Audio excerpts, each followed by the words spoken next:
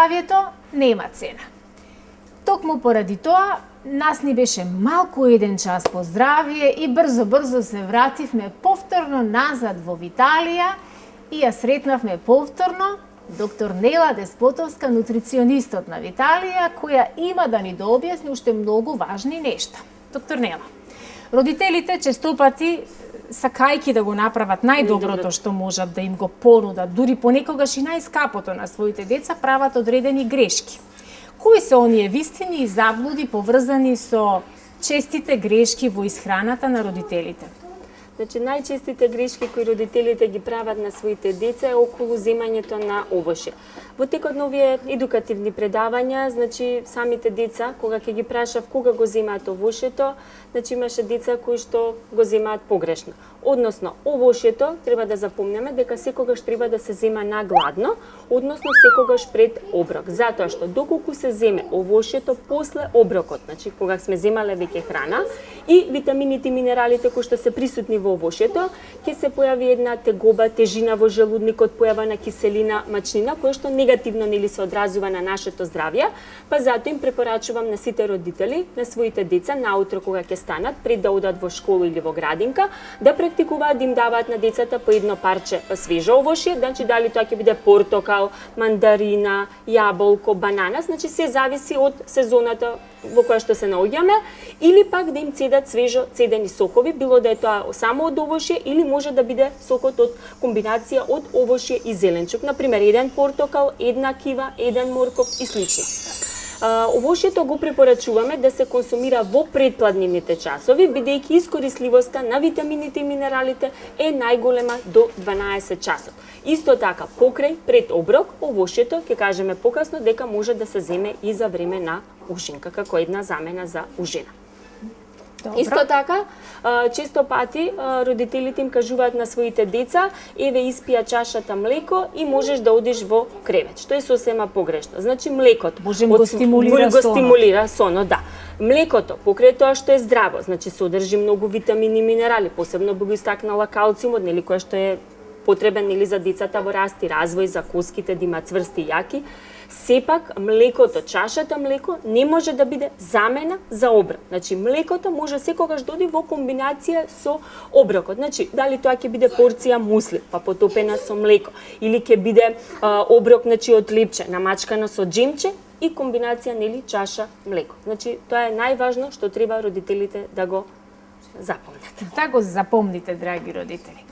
И без разлика на сите ваши досегашни навики, никогаш не е доцна ние да направиме, да смениме нешто во нашите навики. Што е со појадокот? Каков треба да биде појадокот и колку е важен за растот и развојот на едно детенце? Вака, појадокот значи е најважниот оброк во текот на денот и со секојдневното појадување можеме да ги видиме позитивните негови ефекти.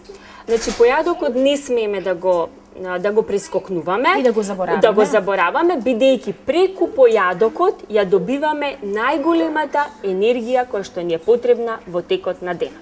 Чи многу луѓе и кога слабеат, кога држат диети, кога сакаат здраво да се хранат, го преспокнуваат оброкот. Значи би наспоменала, значи на сите, не само и за децата, тоа се однесува нели за возрастните, појадокот не смее да се прескокнува.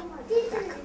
Сега би сакала да спомнам дека околу на појадокот, значи Виталија како општествено одговорна компанија која што нели целта е да реализира проекти околу едукација, значи воведување на здрави навики кај децата, ја збогати новата линијата на детски здрави производи со два нови производи. Би сакала да ги истакнам, тоа се овесните каши со вкус на ванила и со вкус на чоколадо.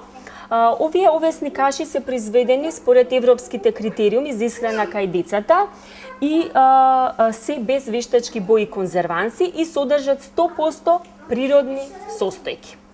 Тоа значи дека самото име овесни каши покажува дека во нивниот состав преовладува житарката овес, значи не е овесот случајно избран во ова, значи не е пченична каша, туку е овесна каша, затоа што овесот е како житарица, има богат нутритивен состав и е најчесто препорачувана житарка за појадок кај децата од страна на педиатрите и Светската здравствена организација.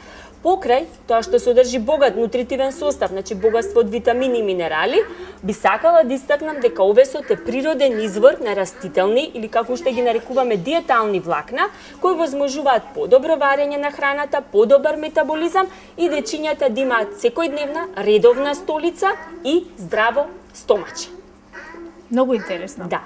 Покрај тоа, покрај овесот, значи во овесните каши имаме богатство од пченични никулци, значи и пченица е тука вклопена со тоа што ни дава енергија, односно поради богатството од протеини, и имаме богатство, значи витамински комплекс, значи нутритивен богат комплекс од 8 витамини кои што дополнително го збогатуваат обракот, а се избрани 8 витамини кои што овозможуваат оние секојдневни дневни потреби од микронутритивни материи кои на децата им се потребни за еден нормален раст и развој. Доста едноставни за подготовка. Значи, доволно е, че за да се подготви еден оброк, потребни се 40 грама од овесната каша, или тоа е еднакво на 4 супени лашици, да, кои се потопуваат со 150 мл на топло млеко, може да се растворат нели снегулките полесно, и оброкот веќе за 3 минути е готов.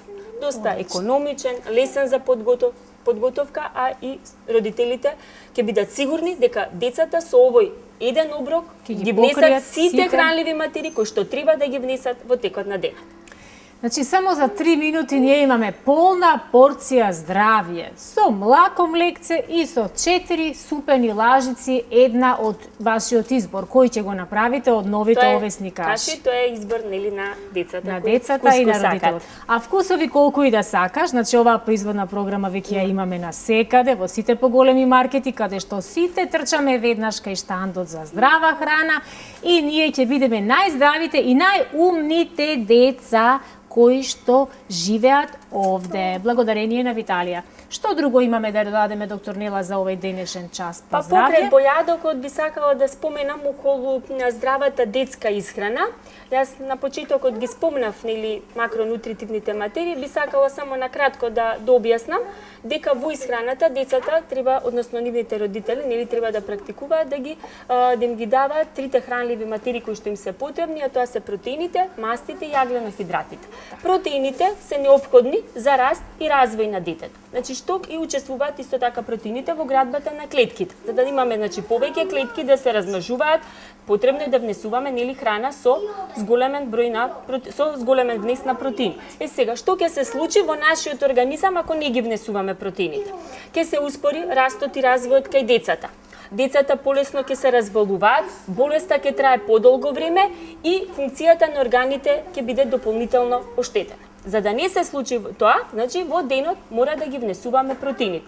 Би спомнала дека најбогат извор на протеини, значи протеини кои што можеме нели да ги внесеме во исхраната, се месото, тука пред себе ја истакнала рибата, сојата нели од палетата на Виталија како еден растителен производ, растителни протеини, би ги спомнала житарките, гравот, грашок од леќата и секако житните растенија и нивните производи.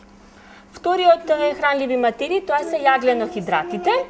Тие исто така ни даваат енергија, која што ни е потребна нели за да ги извршуваме оние секојдневни активности во текот на денот. Најбогат извор на јагленохидрати се житариците, односно интегралните житарици, односно муслите, кои што представуваат идеална комбинација од житарици, било да е тоа овес, рж, пченица, пченка, во комбинација со сушено овошје и комбинација на семки. Значи, 3 материи во еден оброк, а содржат многу хранливи материи кои на детето му се потребни.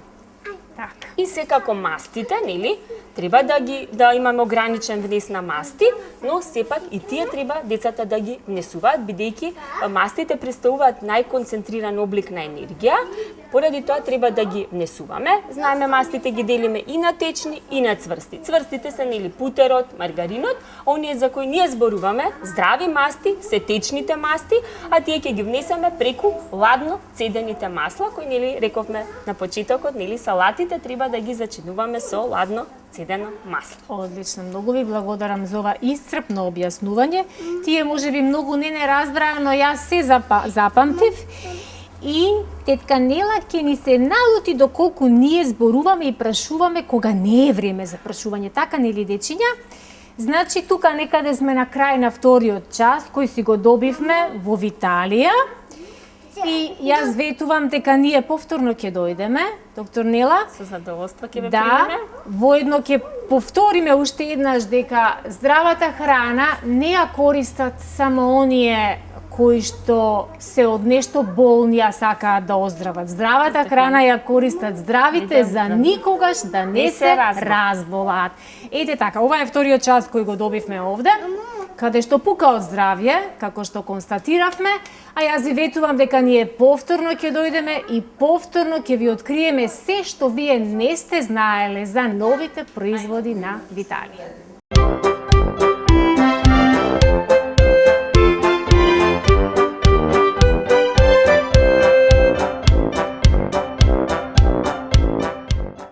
Епа, драги наши, ние повторно свративме во ординацијата на асистент доктор Весна Мицевска, специјалист педијатар, и тоа не само заради тоа што нам ни е пријатен разговорот со неа, туку поради тоа што така велат и вашите коментари на нашата Facebook страна Звезди и приказни, каде што вие можете да коментирате, да предлагате и се разбира од страна да учествувате во креирањето на сите идни теми во вашиот ТВ магазин Звезди и приказни, кој секојдневно се емитува на наша ТВ со неколку репризи во текот на денот и со најдобрите парчиња во текот на викендите.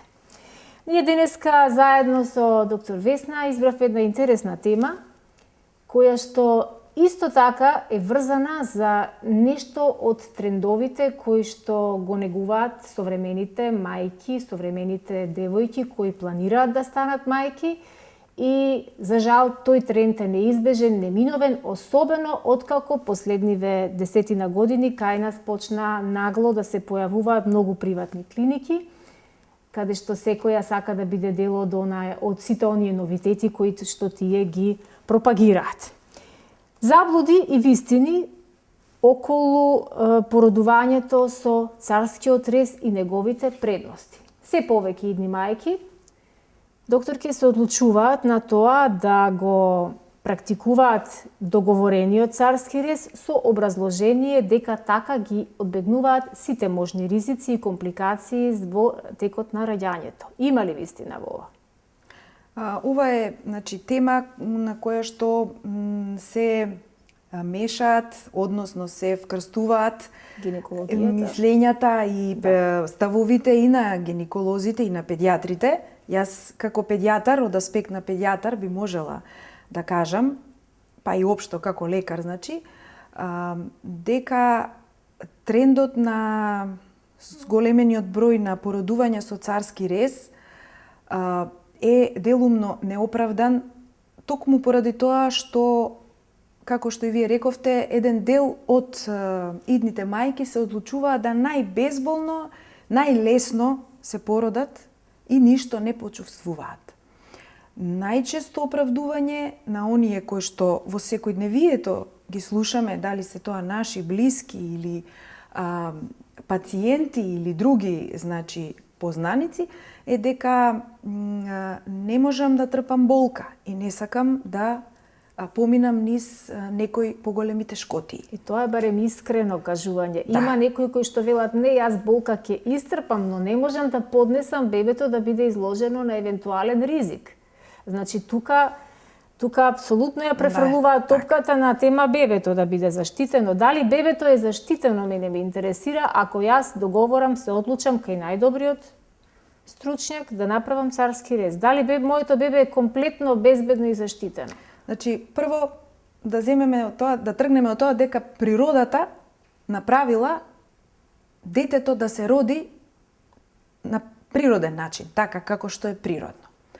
И речи си секогаш, речи си без грешка, природата го прави она што е најдобро.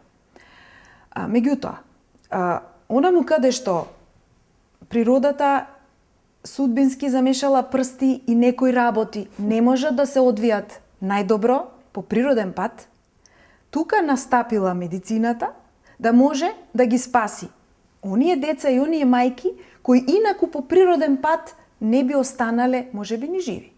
Значи, тука е интервенцијата на царскиот рез. Ако постојат, значи, индикации, било од страната на мајката или било од страната на детето, дека постои ризик од било која страна за да настанат компликации, тогаш гинеколозите се одлучуваат за царски рез. Постојат и договорени царски резови од претходно познати ризици кај мајката или претходно познати ризици при следењето на бременоста од страна на детето. Или хитните случаи за хитна потреба од породување, кое што мора да се изведе со царски рез. Значи, тие се индикации за еден оправдан царски рез. Меѓутоа, сите оние исполнувања желби на мајките, дека сака да се породи безболно, не сака да трпи болка или не сака незиното бебе да страда, не се оправдани, бидејќи тоа се субјективни чувства, изговори и сепак стручното лице, гинекологот, треба да биде оној кој што ќе одлучи дали е потребен царски рез. Треба да постои барем некоја причина заради која што треба да се изведе царскиот рез. Царскиот рез не е царски буквално во својот спор. Дека баш си гладко подмачкано. Дека е се царски и гладко. Тоа е еден оперативен зафат кој бара тотална анестезија. Кои се ризиците за мајката? Значи, мајката честопати не помислувајќи дека може би и за неа има ризици, не само што мисли на тоа бебето да не биде, да не му се случи нешто. Кои се ризиците за една мајка? Тоа е сепак една сериозна операција. Да, како и секој оперативен зафат, како оперативен зафат е ризик.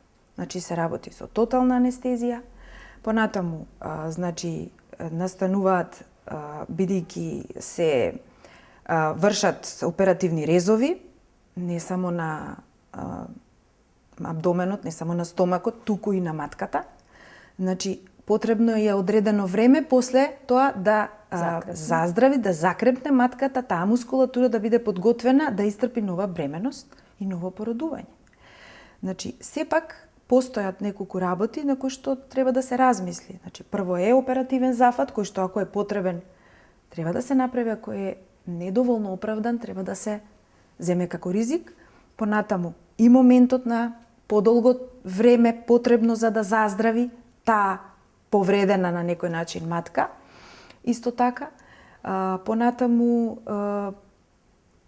бебето е изложено краткотрајно на анестезијата која што се дава, меѓутоа таа не е штетна по животот на бебето.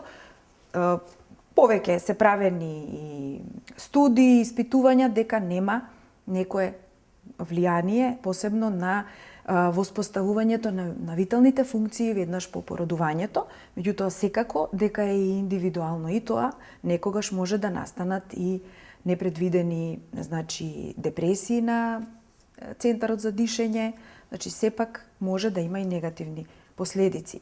Меѓутоа, онаму каде што природниот начин на породување ќе биде поголем ризик за бебето, сепак се одлучуваме за царски рез. Истото се случува и кај мајката. Состојби, значи, бременности кои што се патолошки ги велиме, кои што според одлуката на гинекологот треба да се завршат со царски рез, затоа што ризикот за природно породување е голем. Така. Еве да предпоставиме дека мајката можеби не сака да признае дека се плаши од болка или се плаши од траума, нели се прераскажува колку тоа боли, па колку сати, па се чека или колку е сето тоа напорно и сигурно е така, значи за одредени мајки имаат навистина тежок пороѓај, но да предпоставиме дека болката е онаа која ги фиксира на идејата планиран царски рез. Што новата медицина, сите нови истражувања нудат како едно природно раѓање, но без операција? Да, тоа е познатото породување без болка, кое повторно, значи гинеколозите го, значи предлагаат. Е нивна, значи стручност го предлагаат е безболното породување со спиналните анестезии, каде што е мајката свесна, значи присутна, гледа. Комплетно присутна и може да комуницира, единствено се значи обезболува, за да не ги чувствува болките од природното раѓање. Тоа сега се практикува значи кај нас подолго време и значи е начин на породување безболно кој што може да го избере една мајка. Така. Да, сакам да проговориме само уште за една вистина или заблуда. Исто така се смета дека бебињата родени преку царски рез не ги поминуваат оние тешки жолтици, оние можни инфекции, бидејќи не поминуваат низ оној пат природно кога се раѓаат. Дали има вистина во тоа? Значи, делумно може да има вистина, бидејќи токму дел од инфекциите новороденото ги добива поминувајќи низ родилните канали. Меѓутоа, постојат и инфекции кои што може да ги добие и внатре во матката, од мајката. Така да, од тука не можеме да кажеме дека 100% е заштитено од инфекции. Понатаму, по раѓањето, значи, процесот на адаптација на надворешната средина, значи, состојбата на самото раѓање, оние критериуми за одредување на виталните знаци, ќе бидат, значи, побитни за она што ќе следи понатаму во тој новороденечки период, па и во понатамошните месеци. Така да нити детето, бебето родено со царски рез, нити она што е родено по природен пат, не може да биде заштитено од продолжена жолтица, бидејќи немаат врска како состојби со породувањето. Тоа се сосема други механизми кои што немаат врска со овој момент. Така, ако можам да заклучам од целиот муабет, дека вашиот совет апсолутно е за природно раѓање? Да, доколку немаме индикации за царски рез, значи сепак спонтаното породување би било прво. Така.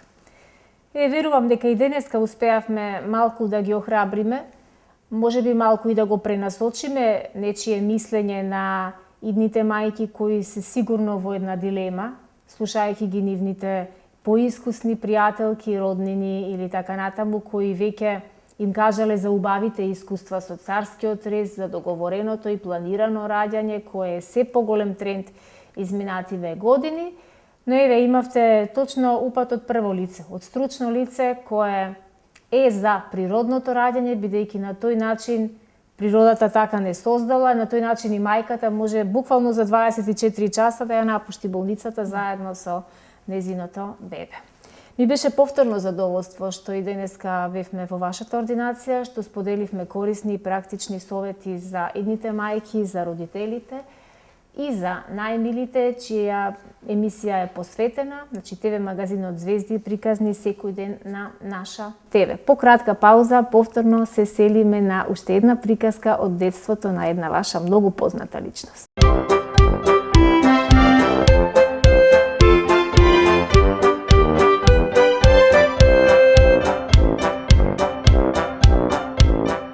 Епа, другарчиња, јас ви ветив и ви кажав дека секоја ваша желба јас ќе се обидувам да ја исполнувам, бидејќи она што ќе се вети на едно детенце мора да се исполни. Денеска имаме желба од едни наши две другарчиња кои ги запознавме овде на нашите омилени луашки и ќе се обидеме да им ја исполниме. Прво да ве запознам со нив. Ова е Ана, А ова е Кристина, така нели? Да. Добре ни дојдовте во нашите звезди и приказни. Колку години има Кристина? Јас имам 9. 9. А Ана? И јас имам 9. Ана има 9, значи и јас имам 9 и сите ние имаме 9 години, бидејќи кога се сака, се може. Ми поверувавте? Да. Да. Да, ете така. Кажи, теткино? Да, јас ќе земам таа книгата со Снежана, да му ја дадам, па после ќе таму ставам. Добро, седи сега ти таму, одмарај се, тетка Сузе. Ето, јас сум омилената тетка Сузе на овие лулашки. Кажете ми, многу ги користите овие лулашки, а? Најомилени ви се? Да. Да, нели? Тука се осеќаме најубаво, нели? Најсилни сме, најинтересни. А читате ли вие приказки? Да. Да. Која е ваша омилена приказка? Снежана и 7-те џуџиња. Вау, и мојата омилена. И твојата, нели? Да. Ке сакате ли да ни ја раскажете? Јас да ви ја раскажам. Сигурни сте дека јас сакам да ви ја раскажам. Матеја, ти сакаш да ја раскажеме? Брзо. Дојди тука, застани вака, седни. И сега одиме, бидејќи ветивме дека ќе ги исполнуваме сите детски желби, па и ова ќе ја раскажеме за Кристина и за Ана и за Матеја, Снежана и 7-те џуџиња, која вели вака. Еднаш, многу одамна, си живееја еден крал и неговата убава кралица. Тја имаа преубава ќерка што се викаше Снежана. Но еден ден, за несреќа, кралицата почина, а кралот се прежени. Новата кралица беше многу лоша жена и воопшто не ја сакаше Снежана. Таа имаше едно волшебно огледало кое го прашуваше: "Огледалце, огледалце мое, најубава кралица на светот која е?" А тоа секогаш ја покажуваше нејзината слика. Но еден ден, кога Снежана порасна како голема и убава девојка, огледалцето веќе не ја покажувало нејзината слика, туку секогаш ја покажувало сликата на Снежана. Кралицата сакала да збесне од злоба. И затоа наредила на ловецот тој да оди и да ја убие принцезата. Му рекла: "Ќе одиш во шумата, ќе ја убиеш и како доказ ќе ми го донесеш нејзиното срце." Но ловецот бил деца многу добар човек. Тој навистина не можел да убие една прекрасна принцеза како Снежана. И така отишол и само што ја вперил пушката во неа, се сожалил и рекол: "Бегај, принцезо, бегај, бегај колку што можеш подалеку и немој никогаш да се вратиш повторно, бидејќи таа ќе те убие, не може да поднесе дека ти си поубава од неа." Снежана бегала, паѓала се, сокривала, легнала во шумата и почнала гласно да плаче. Околу неа дошле сите животинчиња и виделе дека некое многу убаво девојче лежи на земја и помогнале, им објаснила дека морала да побегне за да не ја убијат и помогнале да ја најде кукичката на 7-те џуџиња. Таму било се малечко, имало 7 креветчиња, 7 чиничиња, 7 прибори за јадење, малечки, 7 креветчиња наредени по ред. Таа се им средила, им исчистила, измила, сготвила супа. Чекай И малце. се. Чекай сега малце. Чекай да ги избраме. 1, 2, ајде. 1, 2, 3, 4, 5, 6, 7. 7-те креветчиња биле вака наредени. Откако се исчистила, изготвила, уморна, легнала и заспала. Кога тие дошле, ја виделе неа прекрасна како лежи.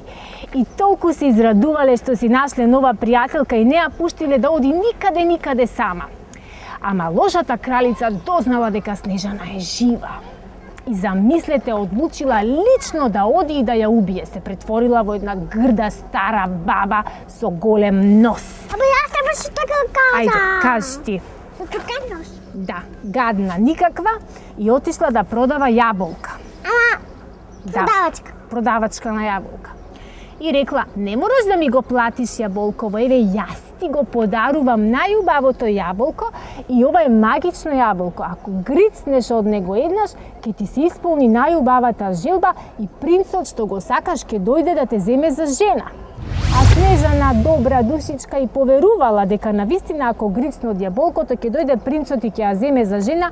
И како грицнала, што се случило, Матеја? Паднала и заспала во длабок сон. Јас! Ајде, кажи. Во длабок сон. Сите мислеле дека е умрена, таа лежела. Ја сместиле во еден прекрасен стаклен ковчег. Само плачеле, ама цела ливата била со солзи. Поминале многу годишни времиња, пролет, лето, есен, зима. Тие плачеле. Се додека еден ден принцот, што многу ја сакал Снежана, не поминувал оттаму и видел солзи, солзи, солзи, само солзи на сите страни и Снежана во стаклен ковчег. И рекол, што е оваа работа, ајде додам да видам. И отишол, тој замисли, и кога ќе види Снежана лежи во ковчегот, а џуџињата легнат и плачат. Омазе. Да, и што се случило? Прво се наведнал и Ја бакна